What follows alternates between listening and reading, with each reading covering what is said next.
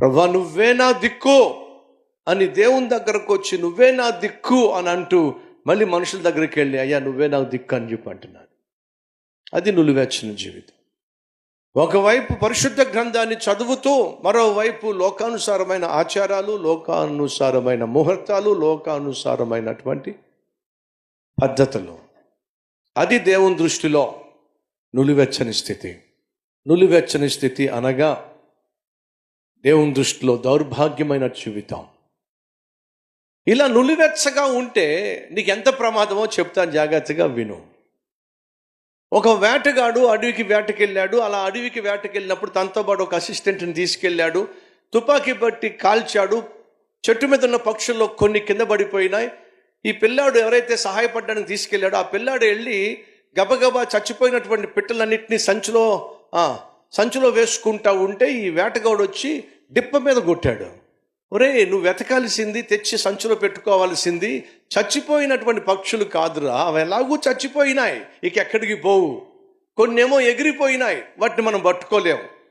ఇప్పుడు వాస్తవంగా నువ్వు పట్టుకోవాల్సింది దెబ్బ తగిలి అటు చావక ఇటు బతక్క ఎగిరిపోవడానికి సిద్ధంగా ఉన్నాయి చూసావు, వాటిని నువ్వు పట్టుకోవాల్సింది. వాటి మెడ విరిచి ఏం చేయాలి?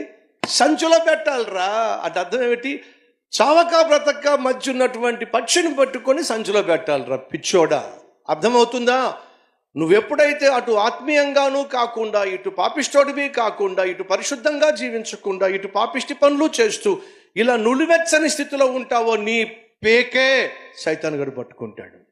నీ పేకే వాడు విరిచి వాడు సంచిలో వేసుకుంటాడు. అర్థమవుతుందో? కాబట్టే నువ్వు ఉంటే వెచ్చగా ఉండు లేదా చల్లగా ఉండు. నులివెచ్చగా ఉన్నావంటే సైతాను నిన్ను మడత పెట్టేస్తాడు.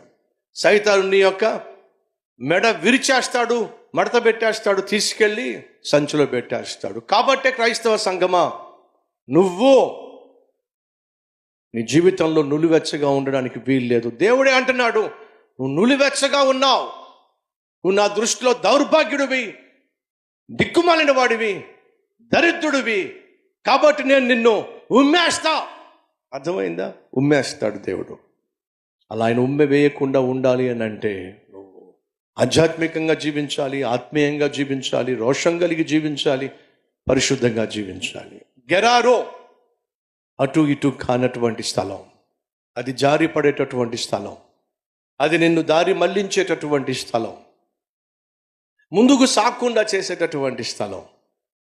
అక్కడికి వచ్చినప్పుడు దేవుడు ప్రత్యక్షమై ఏమన్నాడో చూడండి. ఇస్సాకో, ఐగుప్తుకు వెళ్ళాలనుకుంటున్నావు, వెళ్ళొద్దు. ఎందుకని? అంతకుముందు నాన్న ఏ తప్పు చేశాడో కొడుకు అదే తప్పు చేస్తున్నాడు. ఐగుప్తుకు వెళ్ళాలనుకుంటున్నావు, వెళ్ళొద్దు. అది చాలా ప్రమాదకరమైనటువంటి ప్రాంతం.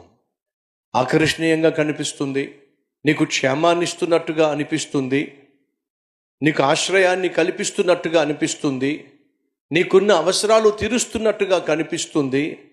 కానీ ఐగుప్తులో దాగి ఉన్నటువంటి ప్రమాదం నీకు అర్థం కావటం లేదు.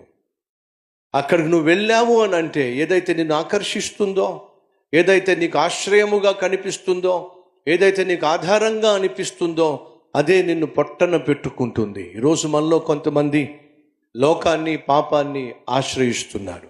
నువ్వు ఎవరినైతే ఆశ్రయిస్తున్నావో, లోకంలో ఉన్నటువంటి ఏ పాపాన్నైతే నువ్వు ఆశ్రయిస్తున్నావో, ఏ పాపాన్నైతే నువ్వు ఆధారం చేసుకొని ఇదే నా జీవితానికి ఆధారం, నా కుటుంబ పోషణకు ఆధారం, నా బ్రతుకుకు ఆధారం, ఇది లేకపోతే నాకంటూ బ్రతుకు తెరువు ఉండదు అని చెప్పి ఏ పాపాన్ని, ఏ పాపిష్టి మనిషిని నువ్వు ఆధారం చేసుకొని దాన్నే ఒకవేళ దేవునిగా నువ్వు భావిస్తే, అతన్నే నువ్వు దేవునిగా భావిస్తే వినో, నువ్వు పాము యొక్క పడగ నీడలో ఉన్నావు.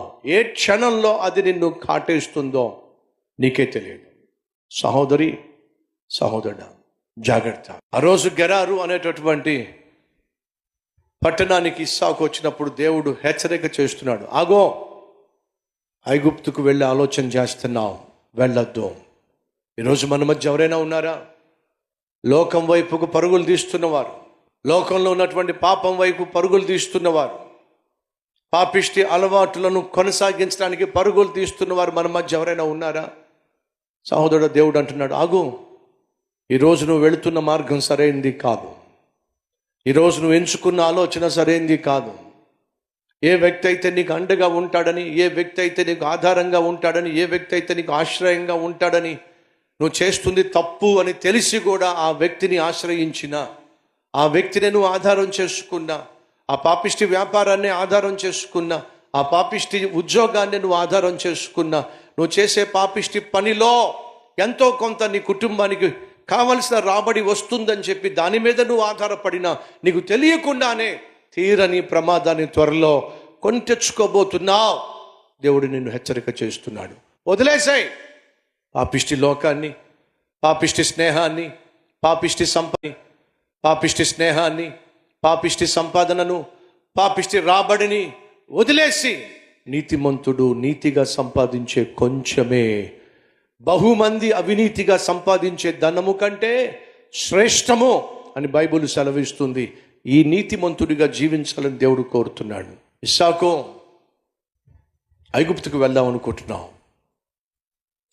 ఐగుప్తులో నీకు క్షేమం లేదు. ఐగుప్తులు నీకు ఆశ్రయాన్ని, ఆహారాన్ని ఇస్తున్నట్టుగా కనిపిస్తుంది, కానీ ఆ తర్వాత నిన్ను కబలిస్తుంది. వెళ్ళొద్దు. దేవుడు